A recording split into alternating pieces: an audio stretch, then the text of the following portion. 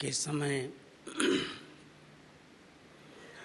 सभी बाबा के प्यार में समाने का, सागर की गहराई में जाने का बहुत अच्छा अनुभव करते हैं। सब तरफ मधुबन के सभी स्थानों पर और देश विदेश में इस समय विशेष योग इतनी ब्राह्मण आत्माएं करती हैं,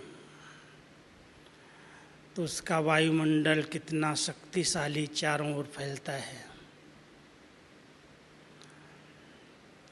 ऐसे लगता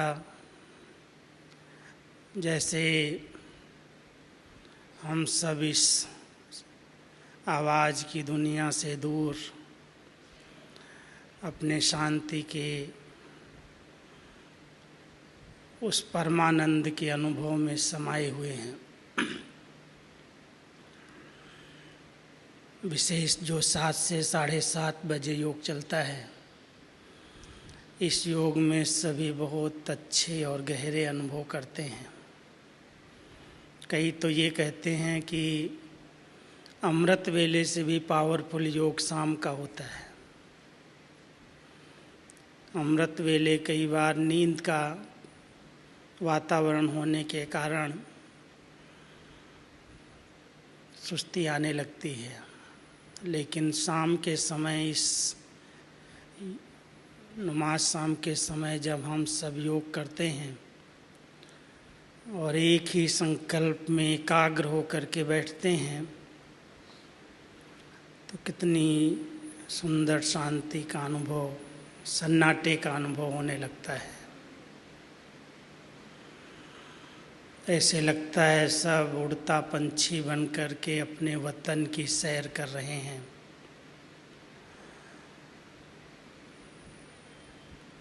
साकार वतन से अव्यक्त वतन और अव्यक्त वतन से मूल वतन, ये बहुत अच्छी यात्रा, बहुत अच्छी ड्रिल बाबा ने हम सबको सिखाई है। 2 विषय को लेकर के आज आप सबके बीच में मैं आया हूँ। बाबा का इस वर्ष का विशेष होमवर्क याद होगा। बाबा हम सबको लास्ट मुरली में विशेष इशारा दे करके गए कि जैसे आप बच्चे उमंग और उत्साह में रहते हो, ऐसे अपने साथियों को भी उमंग उत्साह दिलाओ। जैसे खुद तीव्र पुरुषार्थ की लहर है, ऐसे सबके अंदर वो लहर आ जाए।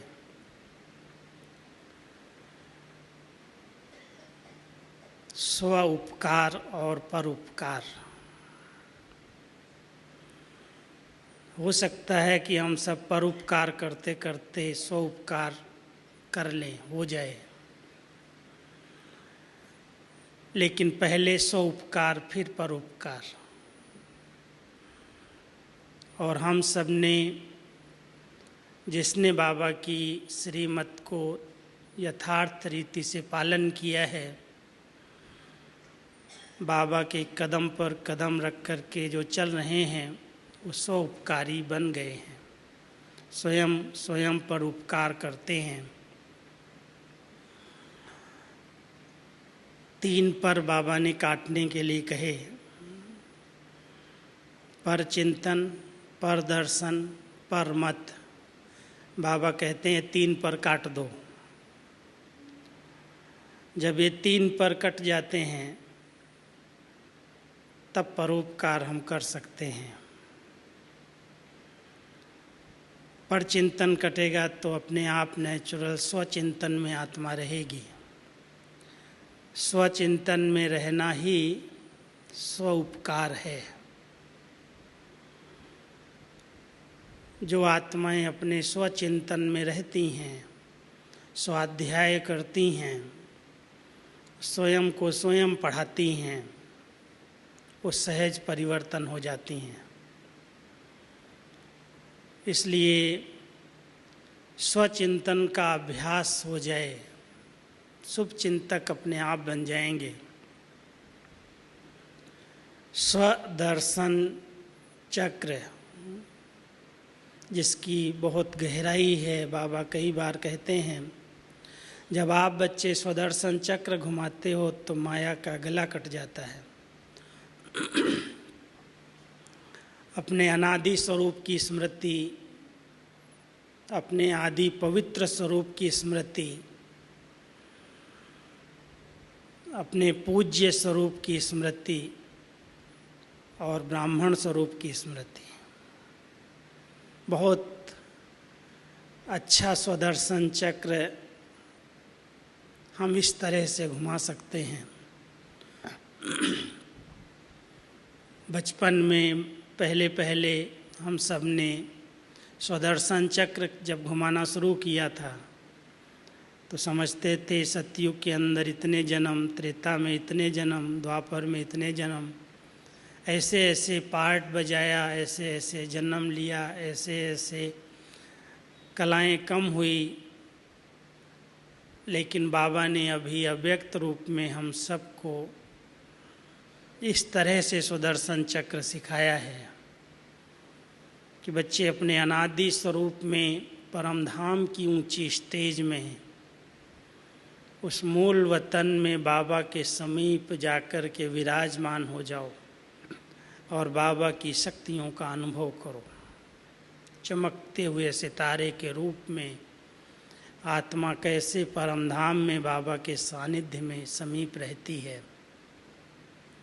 फिर अपने आदि स्वरूप को देखो, कितना सतो प्रधान शरीर है, सतो प्रधान प्रकृति है, क्या देवताओं की रायल चलन है। अपना वो देवताई स्वरूप इमर्ज करो। और फिर जब नीचे आए, द्वापर में आए, कुछ समय अपनी ही पूज्य स्वरूप की पूजा शुरू की और हमारे पूज्य स्वरूप से इतनी मनोकामनाएं भक्तों की पूरी हो रही हैं। उस पूज्य स्वरूप को स्मृति में लाओ और संगम युग पर अपने भाग्य को देखो। स्वयं भगवान भाग्य विधाता, वरदाता, बाप भी बनकर वर्षा दे रहा है, वरदाता के रूप में वरदान दे रहा है। इस प्रकार इस सुदर्शन चक्र का चिंतन करते करते उस स्वरूप में स्थित हो जाओ, पर दर्शन अपने आप समाप्त हो जाएगा। ये भी स्व उपकार है। और फिर श्रीमत क्या कहती है, क्योंकि परमत का प्रभाव बहुत है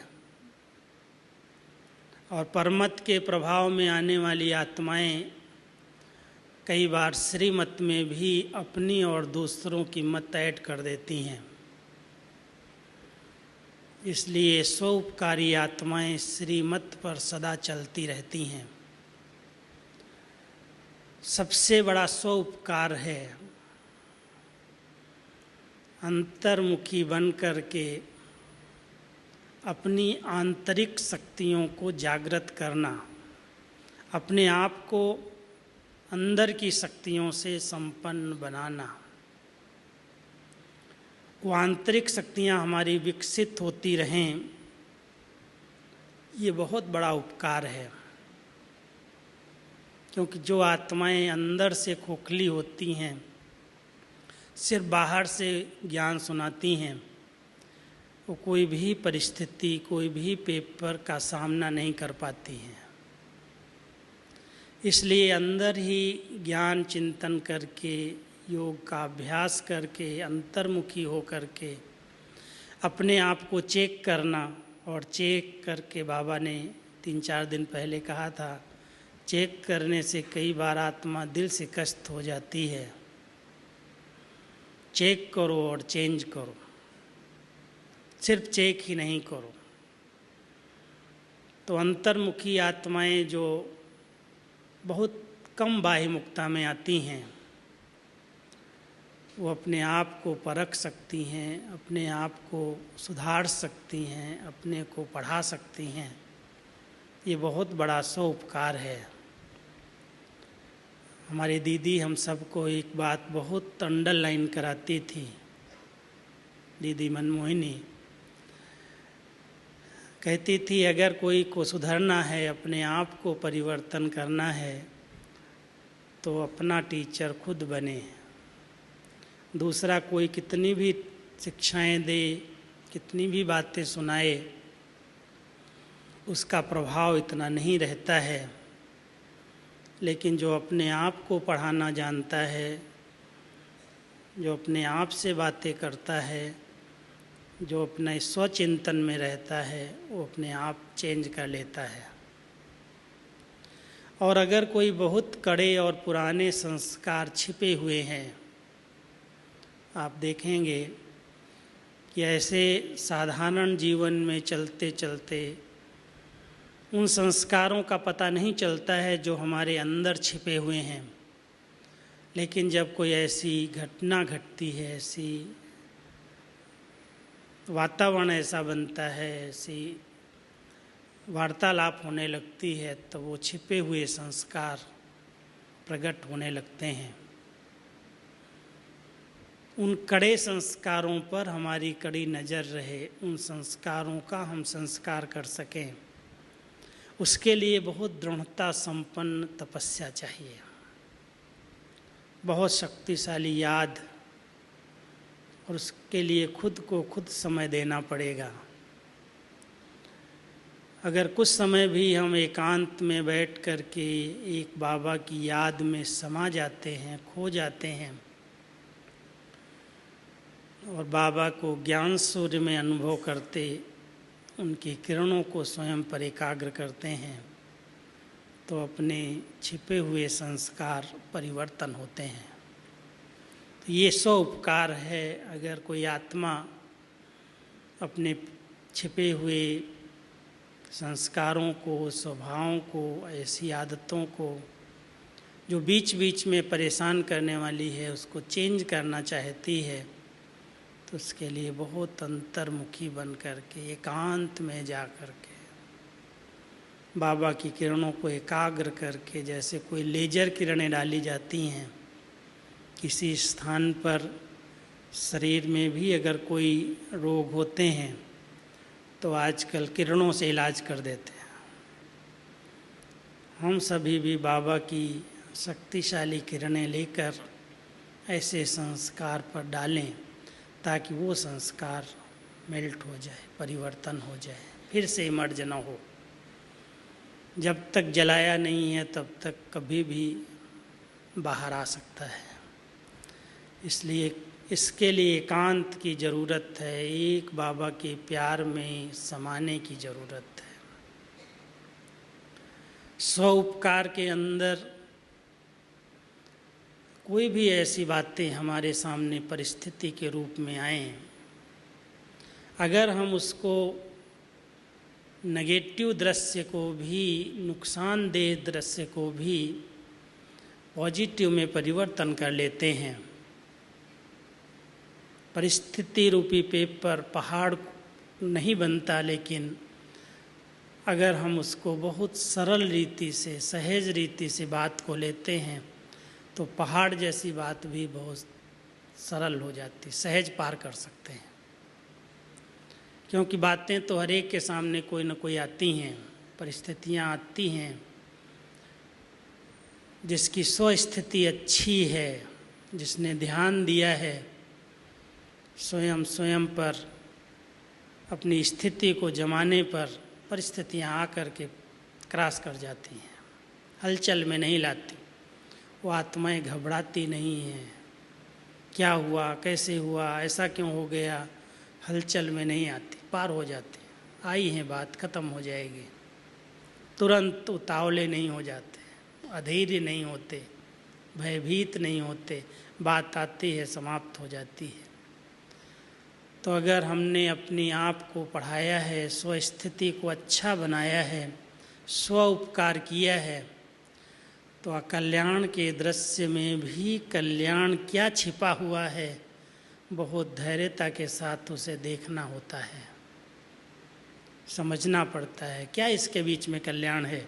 जबकि दिखाई देता है ये सीन बड़ी दर्दनाक है या कल्याणकारी दिखाई दे रही है, उसमें भी क्या मुझे आत्मा का कल्याण है, क्योंकि ड्रामा कल्याणकारी है, बाबा कल्याणकारी है, समय संगम का समय कल्याणकारी है, तो हमारा कल्याण इसमें कहाँ से हो सकता है। लेकिन अगर हम बहुत धैर्यवत होकर के उस बात को देखते हैं तो उसमें कल्याण का रास्ता निकल आता है। कुछ न कुछ रास्ता बाबा दे देता है, लेकिन अगर अधैर्य हो जाते हैं, घबरा जाते हैं, तो जैसे रास्ता ब्लॉक हो जाता है। इसलिए स्व उपकार है कि हर आत्मा अपने आप को इतना समर्थ बनाए, इतना शक्तिशाली बनाए, जो कोई संस्कारों की परिस्थिति, कोई संबंधों के द्वारा, कोई आर्थिक रूप में, कोई सामाजिक रूप में, किसी रूप में भी कोई प्रॉब्लम आए, उसका सामना कर सके, उसको पार कर सके। ये है स्व उपकार।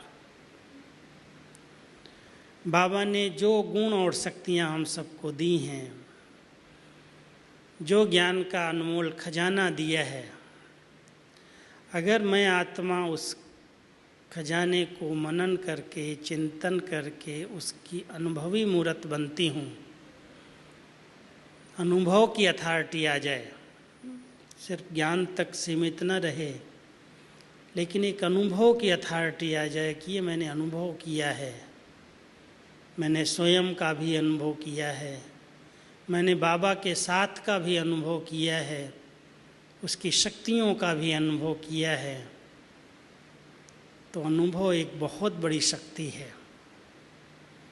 इसलिए स्व उपकार यही है कि हम सबको स्व पर ध्यान दे करके हर गुण और हर शक्ति का अनुभव करना है।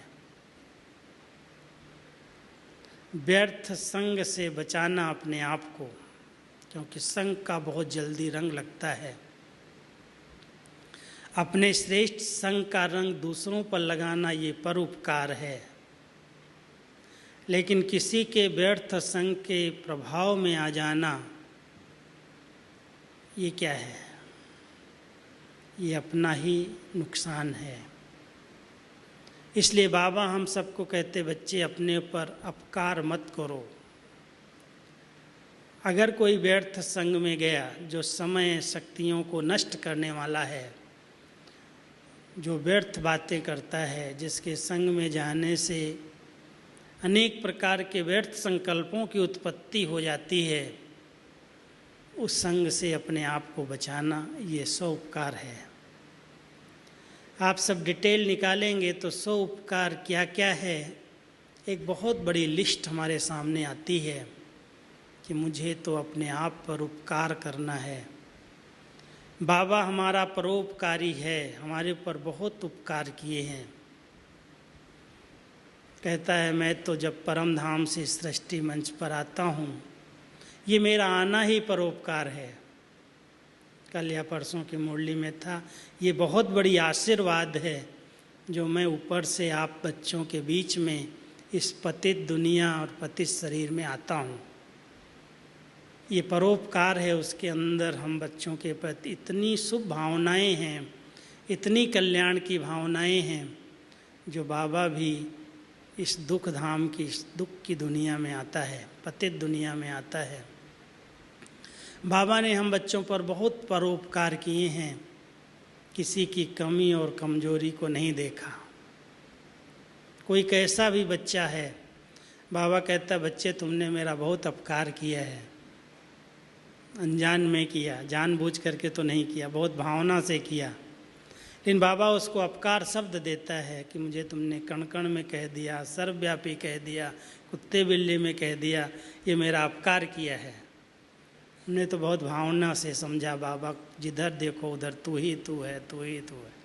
हमारी भावनाएं कितनी ऊंची थी सब जगह भगवान है, वो देख रहा है, वही हम सबको चला रहा है, वही सृष्टि का संचालक है। बहुत ऊंची भावना से हमने उसको ऐसे शब्द उच्चारण किए, लेकिन बाबा कहता बच्चे कितनी बड़ी ग्लानि मेरी कर दी, पर उपकार किया कि अपकार कर दिया। हम बच्चों पर फिर भी उपकार करता, बच्चे तुम्हारा दोष नहीं है, ये ड्रामा की नूंद है। बाबा की एक कल्याण की भावना देखो, कभी किसी बच्चे को दोषी नहीं ठहराता। कोई गलती भी कर रहा है, कोई कुछ यज्ञ का नुकसान भी कर रहा है, फिर भी बाबा का उसके प्रति बहुत प्यार है, रहम है, दया भाव है, क्षमा भाव है, उसके प्रति भी बहुत शुभ चिंतन भाव है। ये परोपकार है। जानता नहीं है क्या कौन क्या कर रहा है? बाबा ने एक बार बहुत अच्छी बात कही थी, बच्चे इस जैसे पत्ता पत्ता हिलता है, ऐसे आत्मा रूपी पत्ते जहाँ पर भी कुछ करते हैं, हिलते हैं, बाबा को फट से पता चल जाता है। जैसे इस शरीर के आर्गन्स के अंदर कहीं भी कुछ भी थोड़ी भी दर्द हो, कोई चींटी भी काट जाए, तो आत्मा को फट से महसूस होता है कि कुछ हो गया। अगर शरीर ठीक है, खून की गति ठीक है, चैतन्यता है, तो आत्मा फट से 1 सेकंड भी नहीं लगता है, उसको पता चलता है शरीर के किस कोने में क्या हो रहा है। ऐसे ही बाबा ने एक बार कहा था कि बच्चे इस सृष्टि पर तुम बच्चे जहाँ पर भी जो कुछ कर रहे हो, मुझे फट से पता चल जाता है ये कहाँ क्या हो रहा है, लेकिन मैं बताता नहीं हूँ। मैं बच्चों को सम्मान देता हूँ, अपमानित नहीं करता। इशारा जरूर देता है, शिक्षाएं देता है, संगठन में दे देता है, लेकिन डायरेक्ट नहीं कह करके उसके दिल को नहीं दुखाता। ये उसका परोपकार है।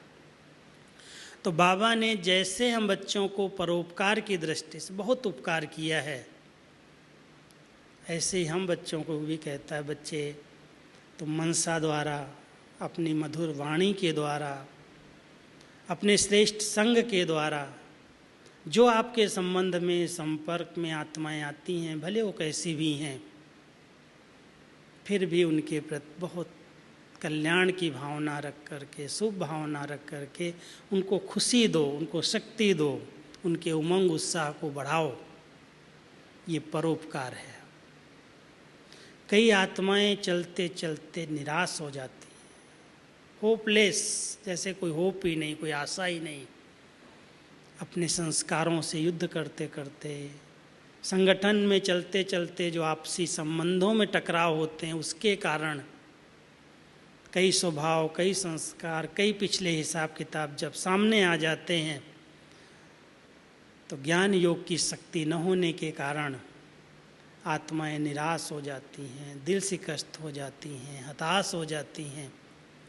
ऐसी आत्माओं को उमंग उत्साह में लाना, उनको खुशी दिलाना, उनको आगे बढ़ाना, उनको उड़ने के पंख दे देना, ये परोपकार है। अगर हम ऐसी परोपकारी आत्माएं, कुछ भी थोड़ी सी भी आत्माएं हैं जिनको ये रहता है कि संगठन में अगर कोई कमज़ोर है,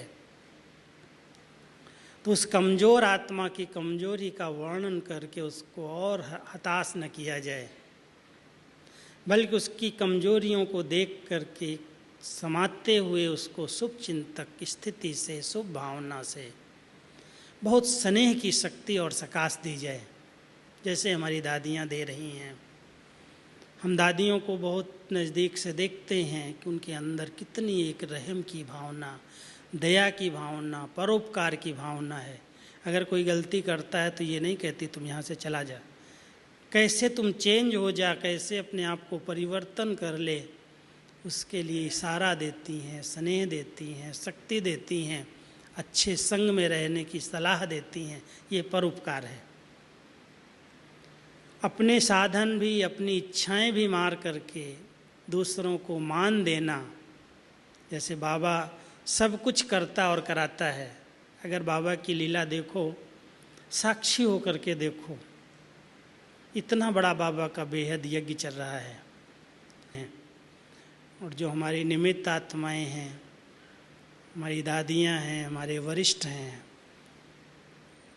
वो अपने शरीर के हिसाब किताब के कारण या किसी कारण से भी दूर होते हुए भी कैसे उनकी सकाश, बाबा की सकाश इस यज्ञ को आगे बढ़ा रही है, कितने कार्य करा रही है, कितने लोग अच्छे अच्छे अनुभव करते जा रहे हैं। अगर देखा जाए, ये करण करावनहार की बड़ी गुप्त लीला चल रही है। आने वाली आत्मा इतनी तृप्त, इतनी संतुष्ट, इतनी भरपूर होकर के जाती हैं जैसे सब कुछ पा लिया। पहले ज़माने में हम देखते थे, अगर दीदी है, दादी नहीं है, या दादी है, दीदी नहीं है, तो लगता था कोई मिसिंग है, कुछ चाहिए यहाँ पर। आज नहीं होते हुए भी इतना बड़ा यज्ञ कितनी फास्ट गति से सेवाएं कर रहा है, तो कौन कर रहा है? ये बाबा की गुप्त शक्तियाँ। बाबा अपना कार्य अपने आप सब कुछ करा रहा है, किसी बच्चे को भी निमित्त बना करके। हम सब का एक कर्तव्य बनता है, जो भी बाबा के बच्चे हैं, जिनको भी बाबा ने किसी भी सेवा के निमित्त बनाया है, वो एक बाबा के राइट इंस्ट्रूमेंट बन करके रहें। बड़ा शुभ चिंतक वृत्ति से, शुभ भावना से, अच्छा विचारों में रमण करने की आदत डाल दें। कभी भी कोई ऐसी कमी और कमजोरी का चिंतन न करें। परोपकार की भावना यही है कि हम सब इतने शुभ चिंतक बन जाएं, अगर कोई की कमी दिखाई भी देती है, कोई लगता भी ये कम है, कमज़ोर है या ये गलत हो रहा है, तो भी उसका वर्णन और चिंतन न करके, इधर उधर उस बात को फैला करके, बड़ा रूप दे करके हम विघ्न रूप न बने, लेकिन उस बात को कैसे हल किया जाए, कैसे ठीक किया जाए, एक शुभ चिंतक वृत्ति से, शुभ भावना से, अपनी मनसा शक्ति के द्वारा उसमें हम क्या मदद कर सकते हैं, किस प्रकार के सहयोगी बन सकते हैं, मैं समझता हूँ ये परोपकार है। और ऐसा परोपकार हर एक आत्मा को करना चाहिए, उसका सोपकार अपने आप हो जाएगा। इस समय आवश्यकता है हर एक आत्मा को परोपकार करने की। परोपकार, सबके ऊपर उपकार, चाहे वो कैसा भी हो, चाहे मेरी इंसल्ट करने वाला हो, ग्लानि करने वाला हो, अपमानित करने वाला हो, लेकिन हम इतने अच्छी स्थिति में स्थित रहें, स्वस्थिति से परिस्थितियों पर विजय कैसे हो। और परिस्थितियाँ भिन्न भिन्न रूप में, वैरायटी रूप में हर एक के सामने आती हैं। कोई भी ऐसा नहीं है जो कहे मेरे आगे तो कोई पेपर ही नहीं आया, आता ही नहीं है। मैंने मिसाल बताया कि हमारी दादी प्रकाश मणि जी जब भी क्लास में आती थी, कहती थी कि मैं तो अपने आप को सदा पेपर हाल में समझती हूँ। मैं यहाँ से बाहर जाती हूँ तो समझती हूँ ये सब मेरा पेपर लेने वाले हैं, कोई भी किसी के द्वारा मेरे आगे पेपर आ सकता है, मुझे पास होना है, मुझे फेल नहीं होना है। ये पेपर हाल है।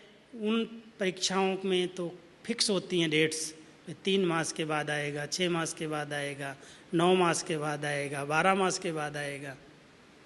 लेकिन हम ब्राह्मण आत्माएं जो रोज़ बाबा की पढ़ाई कर रही हैं, यहाँ पढ़ती हैं, बाहर जाके पेपर देते, तुरंत पेपर कोई न कोई रूप में आ जाता है, किसी न किसी संस्कार के रूप में, स्वभाव के रूप में, बातों के रूप में। कोई कुछ अपमान कर देता है, कभी इंसल्ट कर देता है, कभी कोई बात हो जाती, कभी कोई बात हो जाती। उसमें मेरी स्थिति कैसी रहती है, उसमें मैं पास हो सकता हूँ क्या? मैंने अपने आप को इतना अचल अडोल एक रस बनाया है, इतना मैंने अपनी स्थिति जमाई है कि कुछ भी हो जाए। जैसे अंगद ने पैर जमा दिया, कितने भी महारथी सामने योद्धा थे, बड़े बड़े योद्धा रावण की दरबार वाले थे, लेकिन उसने जमा दिया कि देख लें कौन हिलाता है। अगर हिला दो, अंगूठा भी हिला दो तो सीता तुम्हारी हो जाएगी। मुझे तो बड़ी रमणीक कहानी लगती है, जबकि सीता पर उसका कोई अधिकार नहीं है, फिर भी वो चैलेंज कर रहा, क्योंकि उसको निश्चय बहुत है कि उसको कोई भी हाथ नहीं लगा सकता है। निश्चय की विजय है। हम सभी भी अगर इतने निश्चय बुद्धि हैं कि जब भगवान हमारे साथ है, उसका ये कार्य चल रहा है, सर्वसमर्थ सर्वशक्तिमान का यज्ञ है, कोई क्या कर सकता है। कोई भी परिस्थिति लेकर के आए, किसी भी रूप में बड़ा पेपर आए, लेकिन पार लगाने वाला जो इतना समर्थ है, क्या हम उसको भूल जाते हैं। परिस्थितियाँ क्या करेंगी जो हमारी स्थिति को हिला दें। अगर निश्चय पक्का है, फाउंडेशन हमने निश्चय का मजबूत किया है, तो परिस्थिति तो ऐसे पार हो जाए जैसे कुछ भी नहीं है। और वैसे भी जब कोई ऊंचाई पर चला जाता है, जैसे आप प्लेन से जाते हैं या ऊंचे स्थान पर जाते हैं, तो नीचे के सभी स्थान बहुत छोटे छोटे दिखाई देते हैं, जैसे कुछ भी नहीं है। बाबा भी अपने बच्चों को कहते हैं, बच्चे तुम बहुत ऊंची स्थिति में रहो, बहुत ऊंचे स्थान पर रहो। जब ऊंचाई पर रहोगे तो ये बातें जितनी भी आएंगी वो ऐसे लगेंगी कुछ भी नहीं है।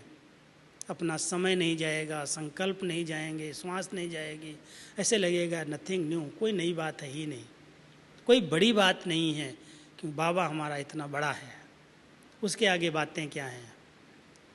तो ऐसे निश्चय के आधार से हर परिस्थिति का सहज सामना कर सकते हैं।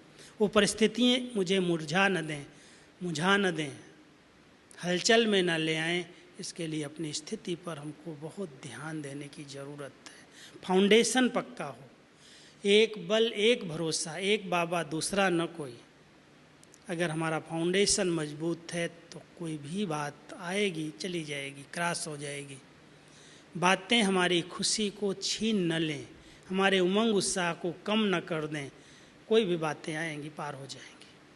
तो अपने उमंग उत्साह को सदा कायम रखना और अपने साथियों के उमंग उत्साह को भी बढ़ाना, जो हमारे साथ रहते हैं, जो हमारे संपर्क संबंध में आते हैं।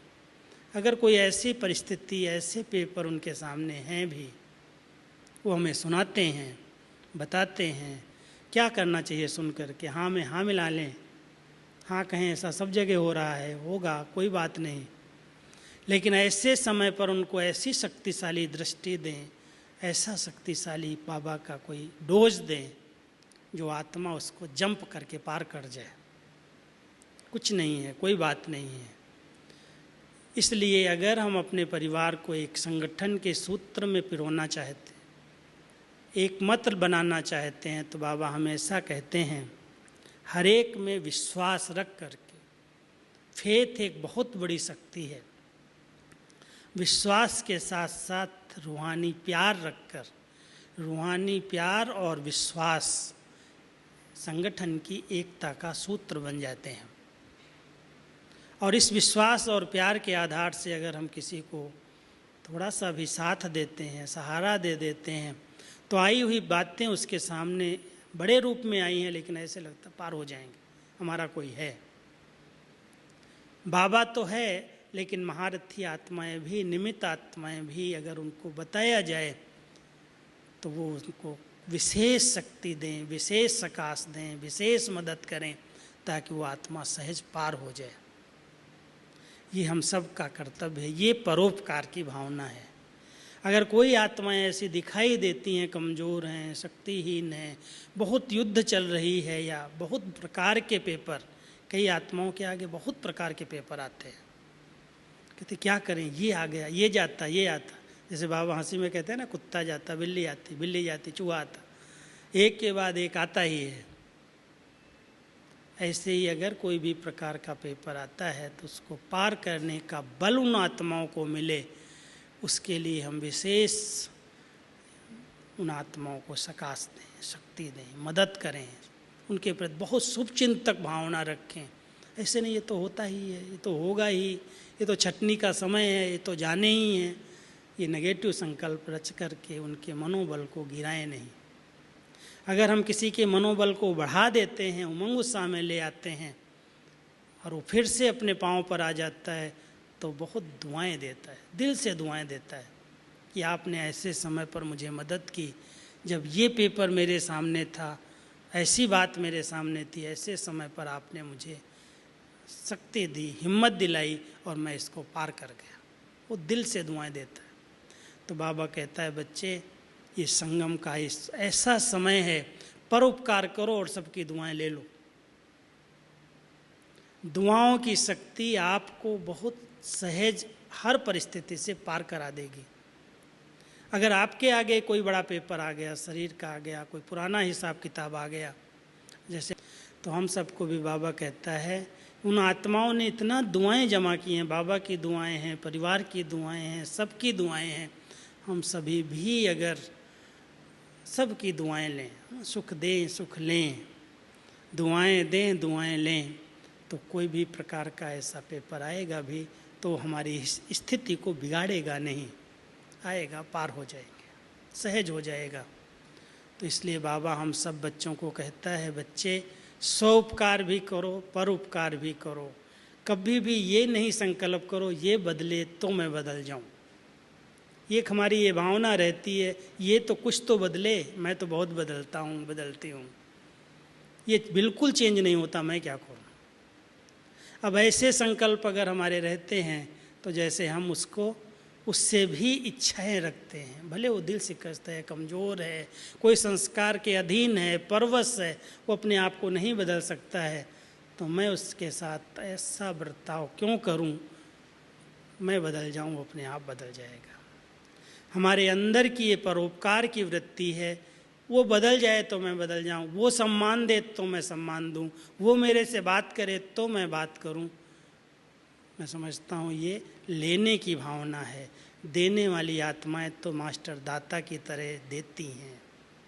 हम सबको बाबा ने सिखाया है, सम्मान दो, प्यार दो, स्नेह दो, अपने आप उसको शर्म आएगी, अपने आप देगा आपको, आप देते चलो। तो दूसरों से लेने की अपेक्षा अगर हम देते जाते हैं, हर एक को बाबा ने, जैसे बाबा खुद दाता है, ऐसे अपने बच्चों को भी कहता, बच्चे मेरे समान मास्टर दाता बनो, सबको सत्कार दो, अपने आप देंगे, मांगो नहीं, मांगने से कुछ नहीं मिलता। तो ऐसी भावनाएं रख करके हम सबको सत्कार देते, सम्मान देते, अपना मान भी दूसरों को दे करके, जैसे बाबा ने दिया है, करता सब कुछ है, नाम बच्चों का होता है, इसने किया इसने किया इसने किया। कभी भी अपने नाम का भी जैसे त्याग कर दिया, मान का भी त्याग कर दिया। हम सभी भी नाम मान शान की बजाय करण करावनहार बाबा की लीला को देखते चलें और परोपकार करते चलें। ओम शांति।